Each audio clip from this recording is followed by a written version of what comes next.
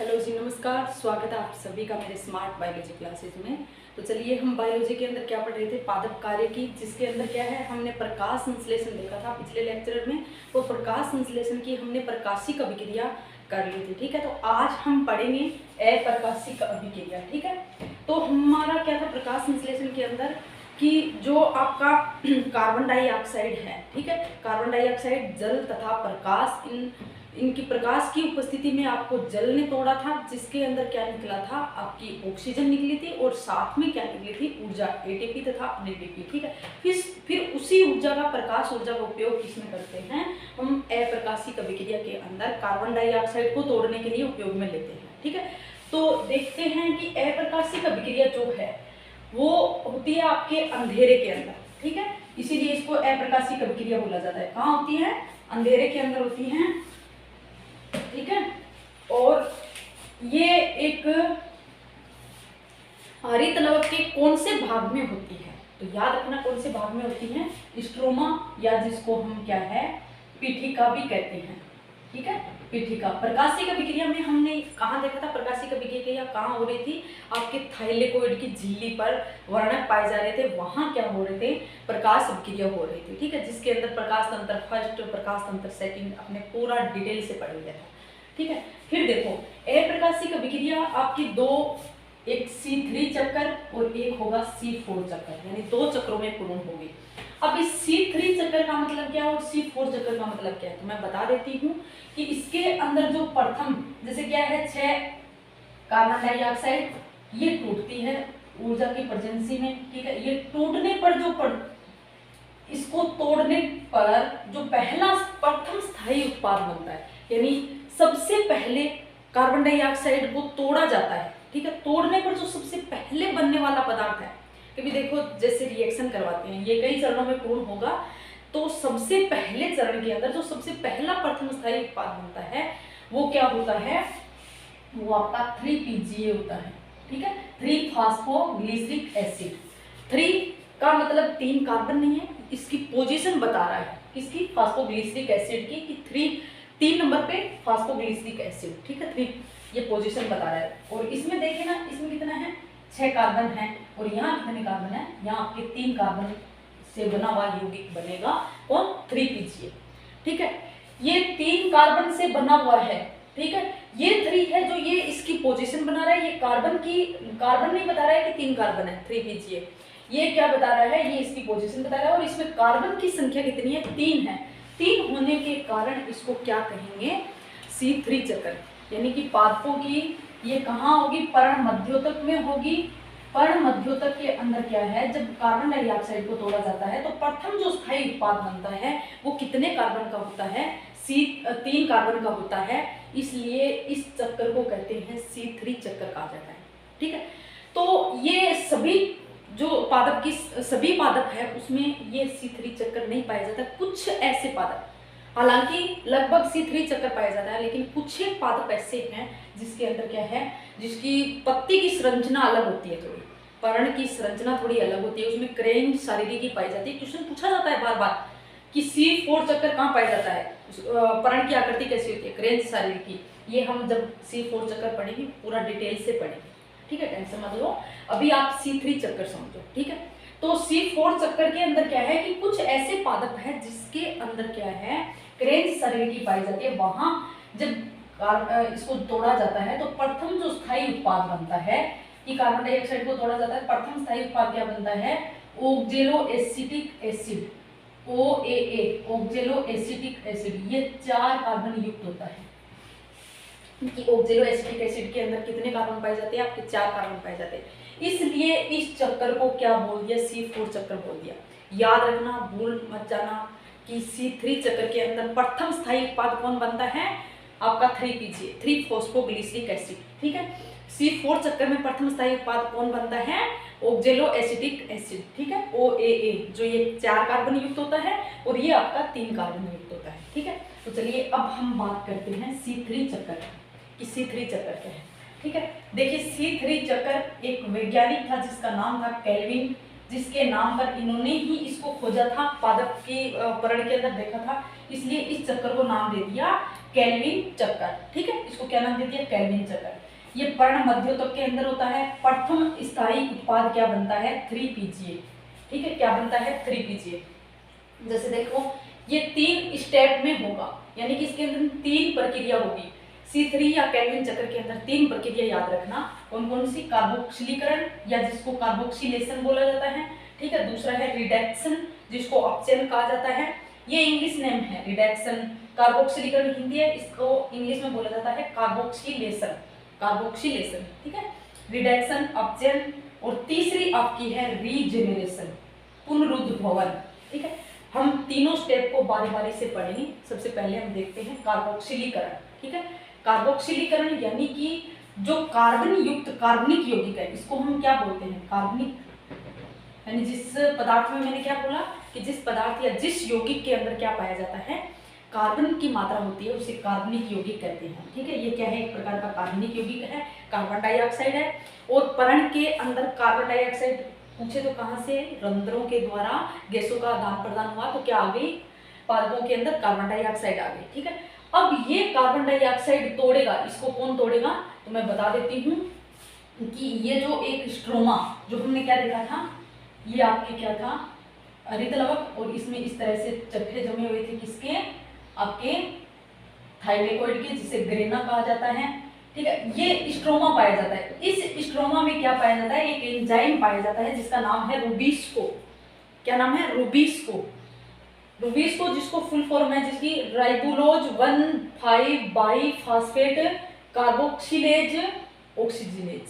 Carboxylase oxygenase, ribulose bisphosphate carboxylase oxygenase, ये एक enzyme का नाम है। ठीक है ना, ये क्या करेगा, ये इस कार्बन डाइऑक्साइड को तोड़ेगा, किसकी प्रेजेंसी में, ये RUBP 6 अणु या RUBP 6 अणु, RUBP के 6 अणु तथा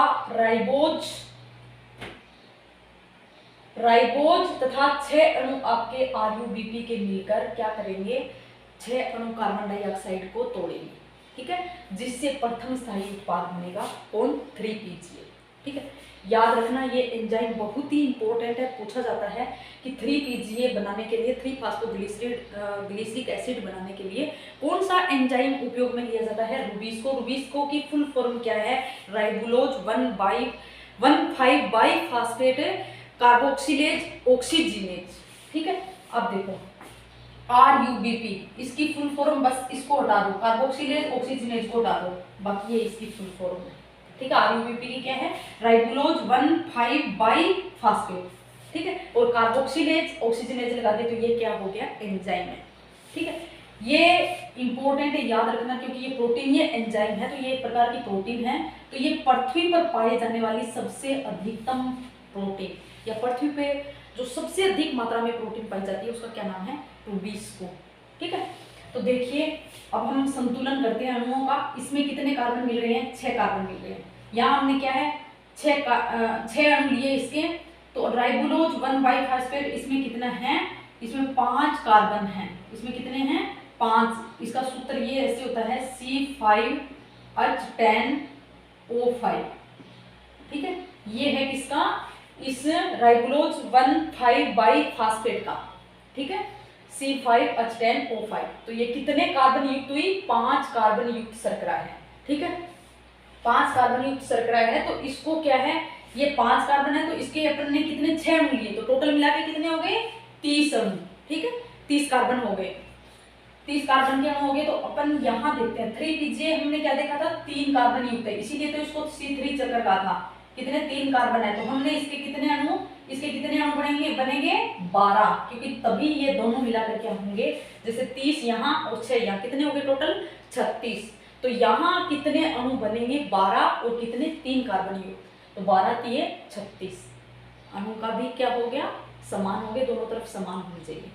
ठीक है, तो ये है आपका कार्बोक्सिलीकरण। कार्बोक्सिलीकरण का मुख्य उत्पाद क्या बना, जो प्रथम स्थायी उत्पाद है कार्बन डाइऑक्साइड को तोड़ने पर, कौन, 3 PGA, और कितने अणु, 12 अणु बने। ठीक है, अब देखो, अब ये जो 3 PGA जो बना था ना, इसका होगा अपचयन, यानी इसको तोड़ा जाएगा। इसको तोड़ने पर क्या बनेंगे, 6 अणु फ्रैक्टोज के बनेंगे। क्या बनेंगे, 6 अणु फ्रैक्टोज के। ये कैसे बनते हैं, एक हम देखेंगे रिवर्सिबल होता है आगे पादपों में शोषण, वहां हम देखेंगे, वहां एक ग्लाइकोलाइसिस चक्कर जो होता है उसमें क्या होता है, इसमें फ्रैक्टोज से क्या बनता है, 3PGA बनता है। तो ये रिवर्सिबल होता है, यानी कि वापस उल्टा भी बन सकता है। तो ये है रिडक्शन, इसका उल्टा वो मैं वहां जब आएगा ना वहां बता दूंगी। तो यहाँ आप इतना ही याद रखो कि 3PGA है, उस 3PGA से क्या बनेगा, फ्रैक्टोज बनेगा।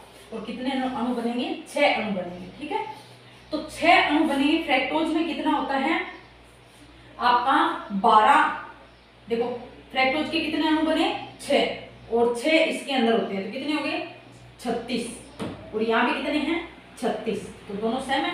ठीक है, अब इस 6 अणु में से एक अणु फ्रैक्टोज का क्या है, ग्लूकोज बना लेगा, और यहाँ जो 5 जो अणु फ्रैक्टोज के हैं, ठीक है, ये 5 अणु क्या है, आगे रीजेनरेशन के अंदर चला जाएगा, और रीजेनरेशन होकर वापिस क्या बना देगा, RUBP बना देगा। जैसे यहाँ ये RUBP कहाँ से आया, तो हम देखें तो ये कहाँ से आया, ये यहाँ से आया, रीजेनरेशन होकर रीजेनरेट हो गया। ठीक है, किससे, 5 फ्रैक्टोज जो कहाँ से बने थे, आपके रिडक्शन के थ्रू 3PGA 6 फ्रैक्टोज का अणु बनाया था, जिसमें एक अणु आपका क्या बना दिया, एक ग्लूकोज, और बाकी 5 ने क्या बना दिया, RUBP बना दिया। ठीक है, क्या बना दिया, RUBP, और यही आगे फिर क्या है, वापस यहाँ उपयोग में आ गया। इसीलिए तो इसको बोला जाता है पुनरुत्थान या रीजेनरेशन। मैं दौरान कर देती हूँ क्योंकि ये थोड़ा सा टफ है, तो आप यदि इसको बार बार पढ़ोगे तो अच्छे से क्लियर हो जाएगा। ठीक है, देखिए अप्रकाशिक अभिक्रिया क्या है, 2 चक्रों में पूर्ण होती है, C3 तथा C4। ठीक है, जिसके अंदर हमने क्या है, C3 चक्र के अंदर देखा। C3 चक्र क्यों बोला जाता है, क्योंकि जब कार्बन डाइऑक्साइड का अणु टूटता है तो प्रथम जो स्थायी उत्पाद बनता है, यानी कि कोई भी चीज को, जैसे आप क्या है, एक पत्थर लेते हो, ठीक है, उस पत्थर को आपको 10 टुकड़े करने हैं। ठीक है, तो अब जब आप पहली बार इसको तोड़ने के बाद क्या है, तोड़ने के बाद जो बनता है, सबसे पहले आप तोड़ते हो जो, तो उसका 2 टुकड़ा हो गया, यानी कि ठीक है ना, तो उसको तोड़ने पर जो पहला जो उत्पाद बना, उस उत्पाद का नाम क्या है, 3PGA। ठीक है, यानी कि 3PGA कितना, 3 कार्बन का है, इसलिए इसको केल्विन चक्र नाम दे दिया, C3 चक्र दे दिया। ठीक है, केल्विन इसलिए दिया क्योंकि इन्होंने केल्विन नामक वैज्ञानिक ने खोजा, तो इसीलिए इसके नाम पे केल्विन चक्र नाम दे दिया। ठीक है, ये कहाँ होता है, एक पर्ण की पर्णमध्योतक जो कोशिकाएं होती है, पता है आप लोगों को, सब की पर्णमध्योतक कोशिकाएं कहाँ, पत्ती की जो वर्ण उत्तक बनाता है वो कहलाता है पर्णमध्योतक कोशिकाएं। ठीक है, पर्णमध्योतक कोशिकाओं के अंदर होता है प्रथम स्थायी उत्पाद, मैंने बता दिया। फिर है ये जो केल्विन चक्र है, ये 3 चरणों में पूर्ण होता है, 3 स्टेप में होता है। तो तीनों स्टेप क्या है, पहला है कार्बोक्सिलीकरण, यानी कि जो ये कार्बोक्सिलीकरण का अर्थ है कि कार्बनिक यौगिक जो है टूटता है। ठीक है, जो पहला जो कार्बनिक ये जो कार्बनिक यौगिक है, कौन सा, कार्बन डाइऑक्साइड, कितने अणु लिए, 6 अणु, 6 अणु ही उपयोग में आते हैं। ठीक है, प्रकाश संश्लेषण की क्रिया में जो अप्रकाशिक अभिक्रिया है, जो वहाँ क्या है, 6 अणु ही काम में आते हैं। फिर आगे जो बचे हुए अणु है वो आगे की प्रकाश संश्लेषण अभिक्रिया में काम आएगा। ठीक है, तो 6 अणु, इसमें 6 कार्बन है। ठीक है, तो इसको तोड़ने के लिए कौन उपयोगी है, एक आपका RUBP, जिसका क्या है, राइबोलोज 1,5-बाइफास्फेट। ठीक है, ये दोनों मिलकर किसकी प्रेजेंसी में, आपकी रूबिस्को एक एंजाइम है, प्रोटीन एंजाइम है, जो क्या है, सबसे अधिक मात्रा में पृथ्वी पर पाई जाने वाली प्रोटीन है। ठीक है, रूबिस्को की फुल फॉर्म है राइबोलोज, या इसके आगे लगा दो बस क्या, कार्बोक्सिलेज ऑक्सीजनेज। ठीक है, RUBP, इसके आगे लगा दो कार्बोक्सिलेज ऑक्सीजनेज एंजाइम है। ठीक है, तो ये क्या करेगा, ये बना देगा प्रथम स्थायी उत्पाद। ये क्या है, प्रथम स्थायी उत्पाद। ठीक है, जो कितने 3 कार्बन युक्त है, और इनके कितने अणु बने, 12, इसलिए टोटल कार्बन कितने हो गए, 36। और यहाँ हमने देखे कि इसके अंदर कितने 30 कार्बन हैं। क्यों, क्योंकि इस एक के अंदर कितने 5 कार्बन पाए जाते हैं, तो 6 अणुओं के अंदर कितने 30 कार्बन होंगे, और 6 कार्बन ये हो गए, टोटल मिलाकर कितने हो गए 36, यहाँ भी 36। ठीक है, अब देखो ये जो 3PGA बना, ये 3PGA क्या है, रिडक्शन अभिक्रिया में क्या करेगा, ये यहाँ से अपचयन होकर क्या होगा, अपचयित होकर 6 अणु किसके बनाएगा? फ्रक्टोज के। किसके बनाएगा? फ्रक्टोज के। फ्रक्टोज में हम जानते हैं कितने अणु होते हैं? कार्बन के 6, C6H12O6, ये होता है फ्रक्टोज का सूत्र। तो ये 6 कार्बन और इसके 6 अणु कितने? टोटल 36 हो गए, ठीक है। और यहाँ कितने हैं? 36 है। अब ये क्या है, इसमें से 6 जो अणु बने उसमें से एक अणु तो किसमें बदल जाएगा? एक अणु आपका ग्लूकोज में बदल जाएगा, ठीक है। ये जो बाकी 5 बचे, अब बाकी क्या हो गए? 5 बच गए, कितने? फ्रक्टोज के अणु 5 बच गए। अब ये 5 अणु क्या होंगे? रीजेनरेट होंगे, रीजेनरेशन होंगे। रीजेनरेशन का अर्थ है कि ये जो आरयूबीपी है, अब एक बात आप सोचो कि पत्ती के अंदर ये आरयूबीपी कहाँ से आया? देखो यहाँ से आया। कहाँ से आया? इस तरह से ये चक्कर चलता रहेगा, ठीक है। यहाँ से आया पुनरुद्भवन, तभी तो इसका नाम चक्कर नाम दिया है। क्यों? क्योंकि ये इस तरह से बनेगा और बनने के बाद जो 5 फ्रक्टोज बने और ये क्या होता जाएगा? वापिस पुनरुद्भवन के द्वारा क्या बना देगा? आरयूबीपी। फिर जो आगे की कार्बन डाइऑक्साइड आएगी इसको फिर ये क्या कर देगा? कार्बोक्सिलीकरण कर देगा उसका, और फिर वापिस क्या होगा? रिडक्शन होगा, फिर आपका रीजनरेशन। तो इसका फायदा क्या हुआ? फायदा देखो क्या निकल रही है, एक अणु ग्लूकोज का निकल रहा है और साथ में क्या निकल रही है? ऊर्जा निकल रही है, ठीक है। वो हम देखते हैं किस तरह से। अब ये चक्कर देखो, आपको चक्कर समझ में आएगा किस तरह से। देखो ये जो आरयूबीपी है, ठीक है, ये आरयूबीपी जो अपन ने पुनरुद्भवन के थ्रू बनवाया था वो आ गया, ठीक है। ये आरयूबीपी यानी राइबोलोज 1,5 बाइफास्फेट जो है क्या करेगा? जो कार्बन डाइऑक्साइड जो है कि पत्ती की पर्णमध्यस्थ कोशिका के अंदर जो कार्बन डाइऑक्साइड आई उसके साथ मिलकर क्या है? आपके रूबीज को एंजाइम की उपस्थिति में क्या करेगा? टूटेगा और साथ में जल उपयोग में आएगा। तो क्या बनाएगा? जो ये प्रथम 3PGA बनाएगा। तो इस अभिक्रिया को क्या बोला जाता है? कार्बोक्सिलेशन कहा जाता है। क्या कहा जाता है? कार्बोक्सिलेशन कहा जाता है, ठीक है। फिर इस कार्बोक्सिलेशन के बाद जो ये 3PGA है ये आगे टूटेगा, तब ATP उपयोग में आएगी। क्या आएगी?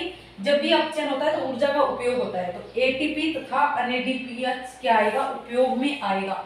उपयोग में आएगा तो इससे क्या बनेगा?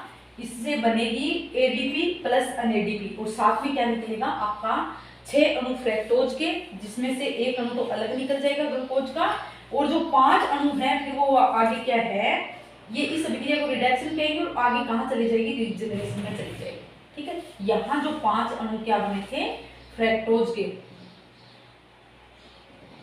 फ्रक्टोज के जो बने थे वो वापस रीजनरेशन होकर क्या हो जाएंगे? आपके आरयूबीपी बना देगा, ठीक है।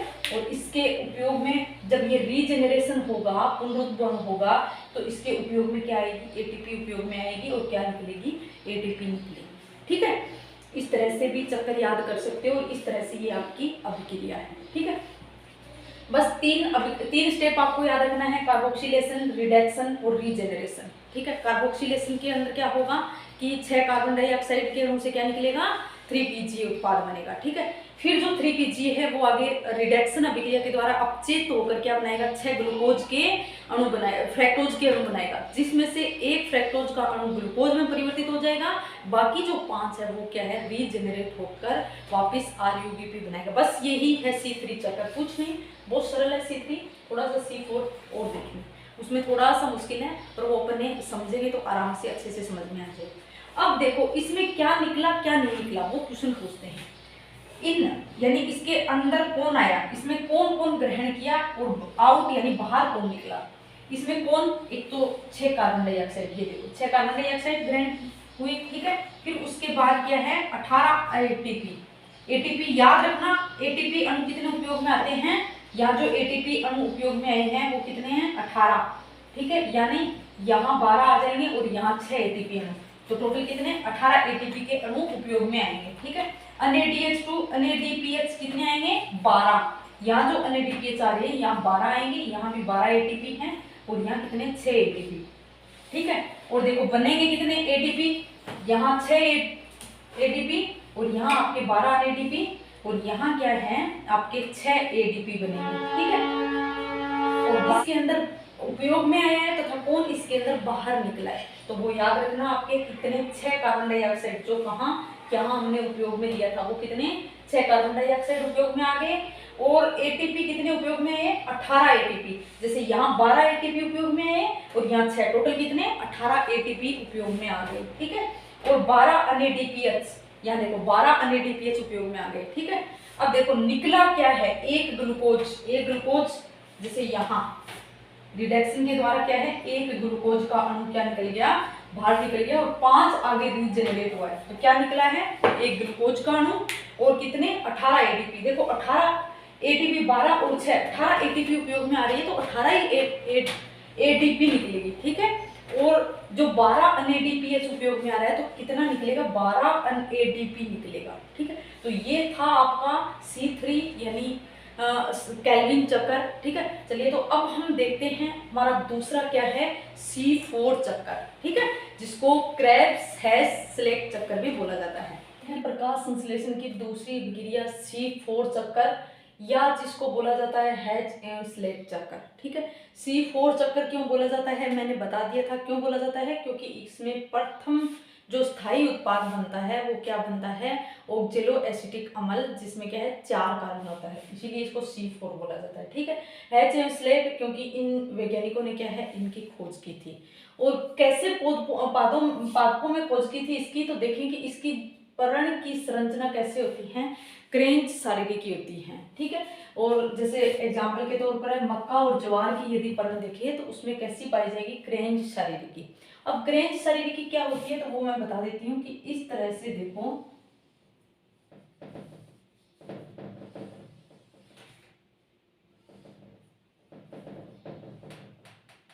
ये 2 कोशिकाएं हैं जो पास पास में जुड़ी हुई हैं, ठीक है ना।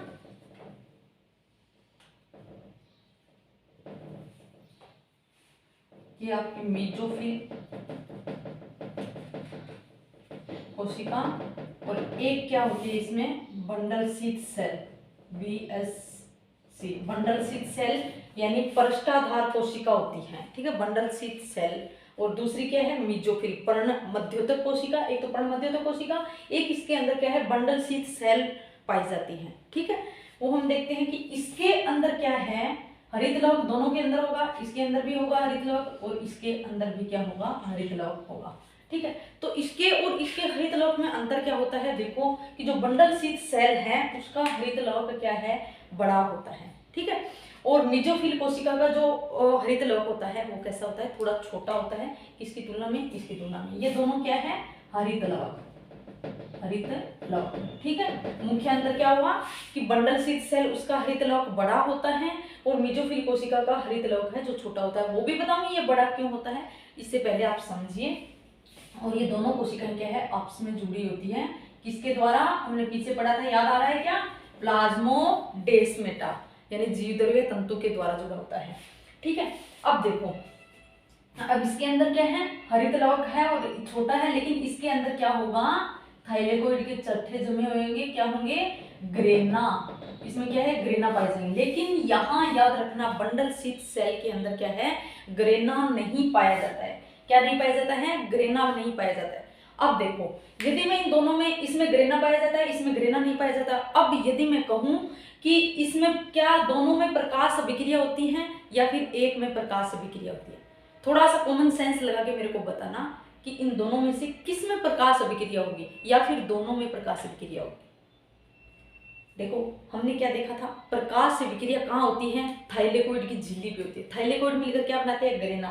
तो यहाँ जब ग्रेना ही नहीं है तो यहाँ प्रकाश विक्रिया होगी या नहीं होगी, इसमें प्रकाश विक्रिया नहीं होगी क्योंकि इसमें ग्रेना नहीं पाए जाते, इसमें क्या है, ग्रेना पाए जाते हैं, जिससे क्या है, प्रकाश विक्रिया होगी, ठीक है। अब इन दोनों में थोड़ा अंतर देखते हैं जो हमने यहाँ देखा है, ठीक है।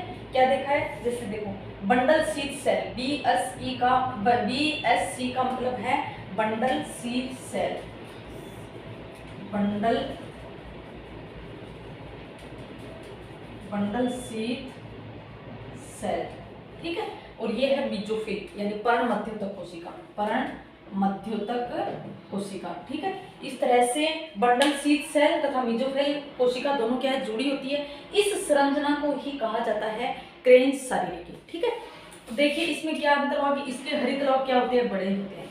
बंडल शीथ सेल के हरित लवक जो मैंने दिखा दिए क्या है, बड़े हैं, और इनके हरित लवक कैसे हैं, जो मेसोफिल कोशिका उसके छोटे हैं, ठीक है। प्रकाश विक्रिया नहीं होती, क्यों, क्योंकि इसमें ग्रेना नहीं पाए जाते हैं। बंडल शीथ सेल के अंदर ग्रेना नहीं पाए जाते हैं क्योंकि इसके अंदर ग्रेना नहीं पाए जाएंगे तो क्या है, प्रकाश अभिक्रिया नहीं होगी।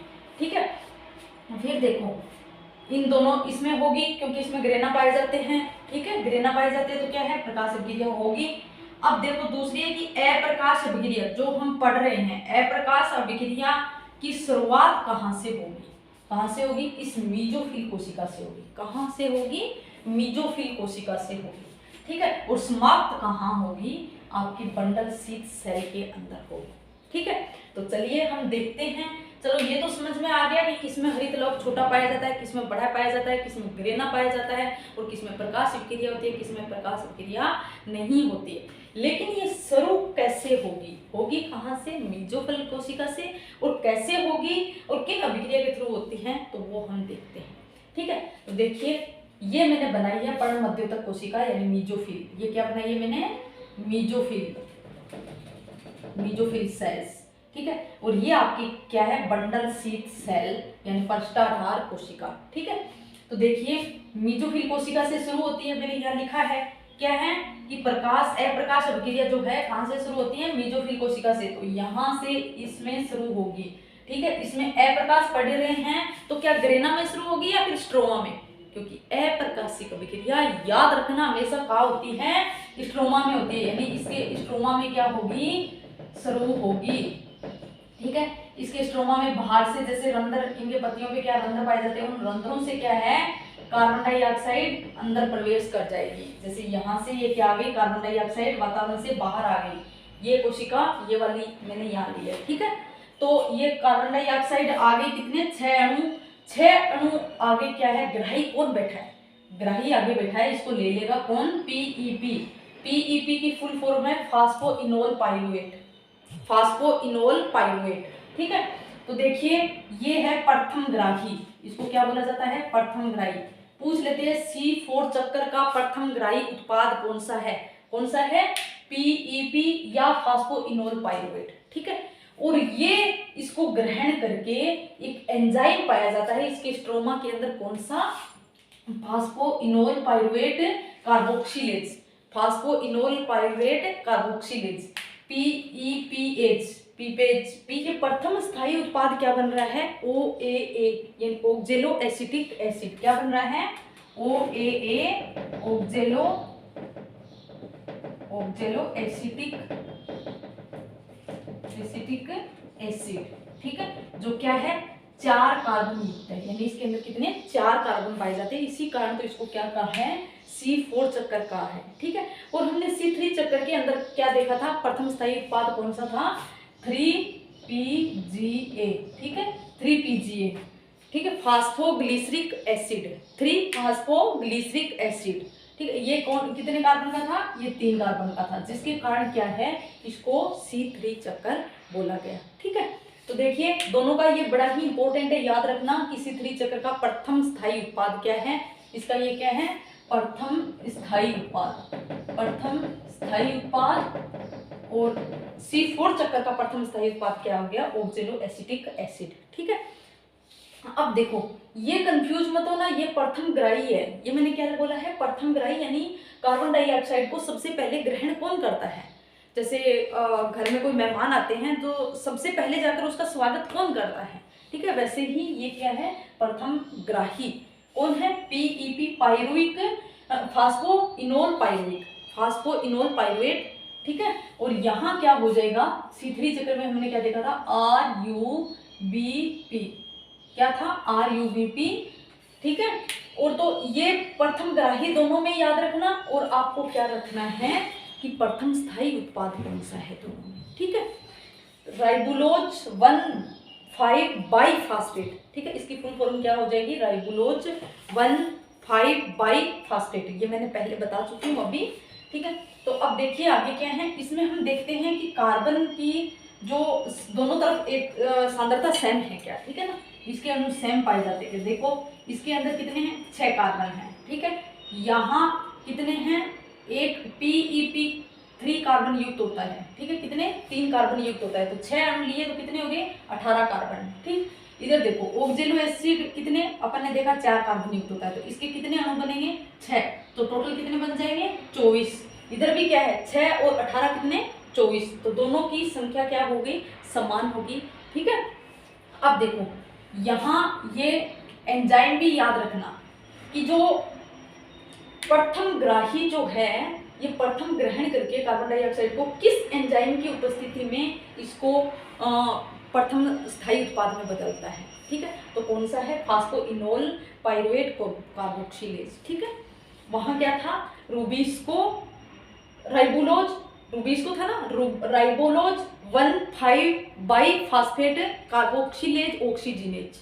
ठीक है, दोनों में आपको क्या याद रखना है, एंजाइम याद रखना है एक तो, और एक आपको क्या याद रखना है, प्रथम ग्राही याद रखना है, और एक दूसरा आपका सबसे मेन इंपॉर्टेंट है प्रथम स्थायी उत्पाद। दोनों के प्रथम स्थायी उत्पाद कौन से, बहुत बार पूछा भी जा चुका है और पूछ भी सकते हैं। ठीक है, फिर देखो ये क्या बन गया, ऑक्जेलो एसिटिक एसिड। अब ये ऑक्जेलो एसिटिक एसिड किस में बदल जाएगा, मैलिक अम्ल में बदल जाएगा। ठीक है, किस में बदल जाएगा, मैलिक अम्ल में बदल जाएगा। कितने, 6 अणु बनेगा, और कितने हो गए, 6 अणु है, तो ये कितने हैं, 4 कार्बन युक्त है, तो ये कितने, 24 कार्बन का हो गया। ठीक है, फिर देखो ये मैलिक एसिड कहाँ बन गया, आपकी पर्ण मध्योतक यानी मीजोफिल कोशिका में। कहाँ बन गया, पर्ण मध्योतक मीजोफिल कोशिका में बन गया। ये लो जी, यहाँ बन गया, क्या बना आपका मैलिक अम्ल, यहाँ ये बन गया मैलिक अम्ल। अब ये मैलिक अम्ल क्या है, ये जो इनके प्लाज्मोडेस्मेटा है, प्लाज्मोडेस्मेटा से कहाँ आ जाएगा, यहाँ आ जाएगा। किस कोशिका में, बंडल शीथ सेल के अंदर। याद रखना ये जो मैलिक एसिड बना है, ये मैलिक एसिड कहाँ जाएगा, बंडल शीथ सेल के अंदर जाएगा। कहाँ जाएगा, बंडल शीथ सेल के अंदर। अब बंडल शीथ सेल के अंदर जाने पर क्या है, ये क्या बना देगा, पाइरुविक अम्ल। किसमें बदल जाएगा, पाइरुविक अम्ल। किसमें बदल गया, पाइरुविक अम्ल के अंदर। ठीक है, अब देखो पाइरुविक अम्ल जो है ना, ये है 3 कार्बन युक्त। हमने मैलिक एसिड कितने, 4 कार्बन युक्त देखा, 4 कार्बन यानी 6 कितने हो गए, 24 कार्बन। ठीक है, और ये कितने कार्बन युक्त है, 3 कार्बन युक्त है। ठीक है, पाइरुविक अम्ल क्या है, 3 कार्बन युक्त है, तो कितने हो गए, टोटल 18 कार्बन हो गए। अब कितने बच गए, 24 में से 18 गए, कितने, 6 कार्बन और बच गए, कितने, 6 कार्बन।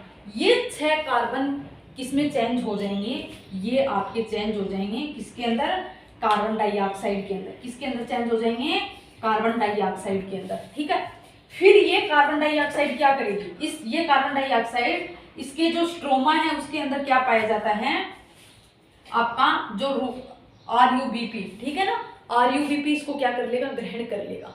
RUBP ग्रहण करने के बाद क्या बना देगा, 3PGA बना देगा। ठीक है, फिर क्या बनेगा, फ्रैक्टोज, जिससे क्या बन जाएगी, ग्लूकोज, और फिर क्या है, वापिस ये क्या हो जाएगा, रीजनरेट हो जाएगा और क्या बना देगा, RUBP। अब आप कहोगे मैडम ये तो C3 चक्कर है। हाँ वही तो है, ये क्या है, C3 चक्कर है, यानी कि जो 6 अणु कार्बन डाइऑक्साइड के निकले वो आगे क्या बना रहे हैं, C3 चक्कर बना रहे हैं। ठीक है, फिर देखो ये पाइरुविक अम्ल फिर जाएगा वापस, यानी कि ये यहाँ जो पाइरुविक अम्ल बना था ये क्या है, जैसे ये देखो यहाँ इसके अंदर आया, यहाँ इसके अंदर क्या बना लिया, ये पाइरुविक अम्ल बना लिया। ठीक है, ये पाइरुविक अम्ल तो वापस चला जाएगा। ठीक है, ये क्या है, ये तो वापस चला जाएगा।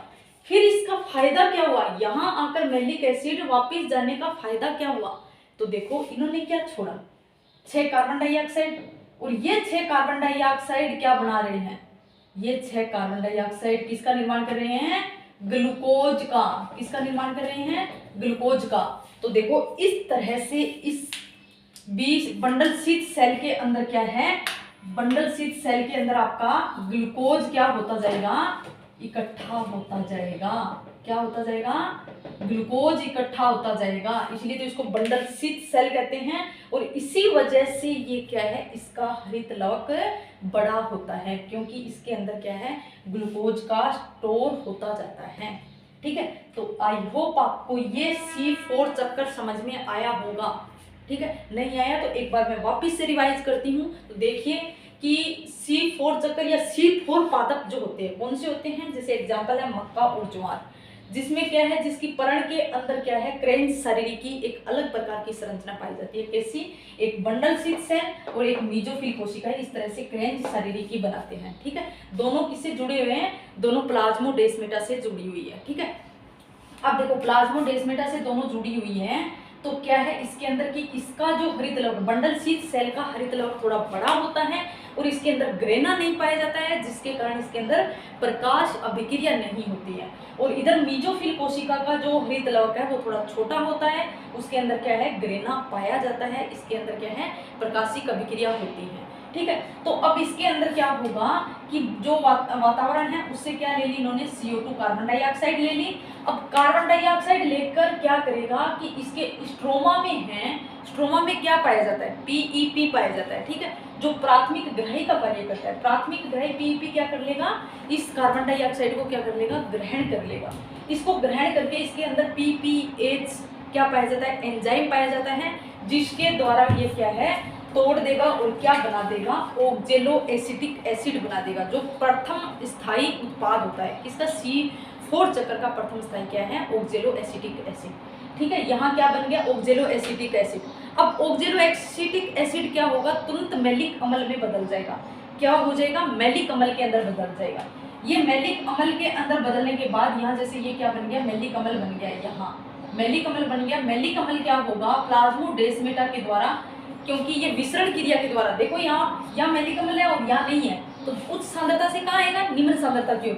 तो ये यहाँ जो मैलिक अम्ल बना वो कहाँ आ जाएगा इस प्लाज्मोडेस्माटा से होता हुआ कहाँ आ जाएगा बंडल शीथ सेल के अंदर आ जाएगा। और यहाँ आते ही ये क्या है जो मैलिक अम्ल है या मैलिक एसिड है वो किस में चेंज हो जाएगा पायरुविक एसिड के अंदर, पायरुविक अम्ल के अंदर हो जाएगा। ठीक है, अब पायरुविक अम्ल ये मैलिक अम्ल था 4 कार्बन युक्त और ये है हमको पता है 3 कार्बन युक्त। इसके 6 अणु, इनके 6 के 6 अणु किस में बदल गए पायरुविक अम्ल में बदल गए। तो अब बाकी कार्बन कितने बच गए, देखो ये कितने कार्बन बच गए 6 3 18 हो गए, बाकी ये 24 हैं तो कितने बच गए 6 बच गए। अब 6 कार्बन ऑक्सीजन के ये 6 कार्बन डाइऑक्साइड निकल जाएगी। ठीक है, ये क्या निकल गई 6 कार्बन डाइऑक्साइड निकल गई, जैसे यहाँ निकाल के दिखा रखी है मैंने, ये क्या निकल गई 6 कार्बन डाइऑक्साइड। अब वापिस पायरुविक अम्ल क्या है वापिस इधर चला जाएगा वही विसरण क्रिया के द्वारा, क्योंकि यहाँ पायरुविक अम्ल नहीं है यहाँ है, तो ये क्या है वापिस इधर चले जाएगी कौन पायरुविक अम्ल। ठीक है, अब देखो अब यहाँ क्या होगा ये जो कार्बन डाइऑक्साइड है ये वापिस से C3 चक्कर के द्वारा क्या बना देगी ग्लूकोज बना देगी, जिससे ये हरित लवक क्या है ग्लूकोज से बढ़ता जाएगा, जिसके कारण ये हरित लवक इसका क्या होता है बड़ा होता है।